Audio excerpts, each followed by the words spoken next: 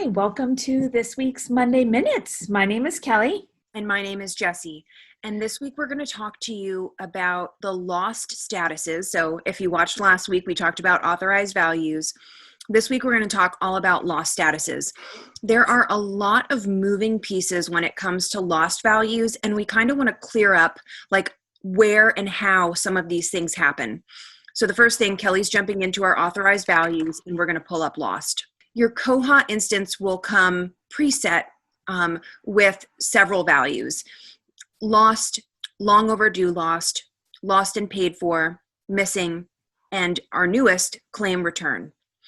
The authorized value will always be numeric. So this is where you're going to set like the value of the lost description. Kelly, why don't we talk about what each one of these values kind of means in the terms of Koha? Yeah, absolutely. So the first one being lost. This would be maybe if somebody came up to the desk and said, I've lost the book. It's gone. I've completely lost it. I can't find it. The next one would be long overdue lost. And in Koha's world, it really likes that value if you were to use a couple of system preference we're going to talk about later, that it is so overdue that it's considered lost, long overdue lost. So we'll dig into that in a minute. Lost and paid for. So again, scenario, I lost it. Here's my wallet. Here, let me write a check. So now it's lost and it's paid for. So it's in essence cleared up. Missing. This won't be something that probably a patron would say.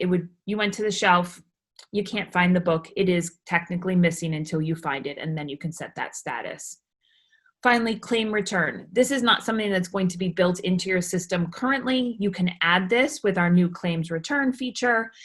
This now has the functionality of being able to, when a patron says, I did return that, I swear, you can mark that claim return in their checkouts. And we do have a fabulous blog post that we will link to in our Monday Minutes blog post. Yep, absolutely. Absolutely. Okay, Kelly, so now let's talk about some of the system preferences that really tie into this. Yeah, absolutely. So there are two that we want to focus on today. We have and I'm going to do the second one first, default long overdue lost value, default long overdue days. So Koha will do the work for you. If you want items that have been overdue by X number of days marked as lost or long overdue lost, Koha can do that for you. So the beginning part says, by default, set what value of the lost status is when an item has become overdue. 2 is what we've put in here, which is that long overdue lost. So we're telling Koha, set it to 2, long overdue lost, when it's been overdue for more than 60 days. And this works hand in hand with a cron job. A cron job is a script that runs automatically in your system. It's something that we can set on for you at Bywater Solutions. So this will run every day, and it will look in your system, and it will look for those patrons that have not returned an item for whatever's in this value. So in our example here, if somebody has not returned an item within 60 days, at 60 days, it will look on that cron job, it will run the script, and it will mark the item long overdue lost automatically. So you don't have to worry about staff going in there and doing it. The system will do it for you. Mm-hmm. So Kelly, let's talk about the second system preference here that comes into place, and that is the default long overdue charge value. So right. If your library is charging for a lost item, Kelly, tell us what it does. So this will say, if I mark it the value of 2, charge the patron.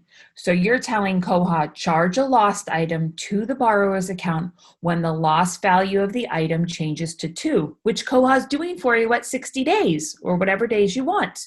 So once it goes and finds all those items that are overdue for 60 days, it's marking it to 2, long overdue lost. And then this system preference says, when you mark it to 2, long overdue lost, charge them the replacement price of the item.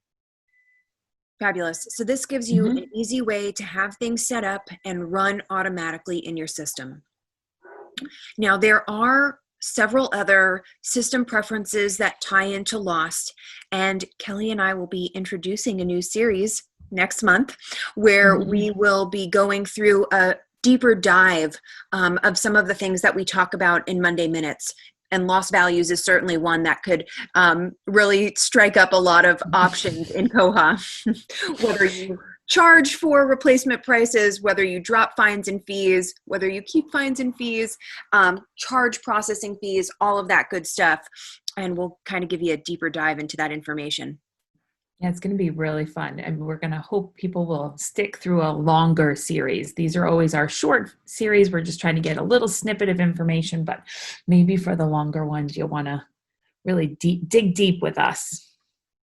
Awesome. Okay, perfect. If there are no values in here and you want to set this up, go ahead, set up these system preferences, send us a ticket if you're one of our partners. We'll set that cron up for you.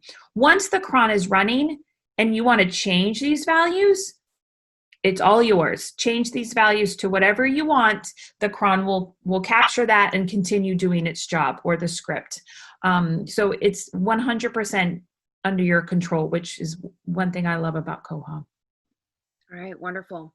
Well, thanks everyone. Thank you, Kelly. Have a good week. Thank you. You too. Have a great holiday week. Yeah. Short week. Great holiday week. Okay. Bye-bye. Bye-bye.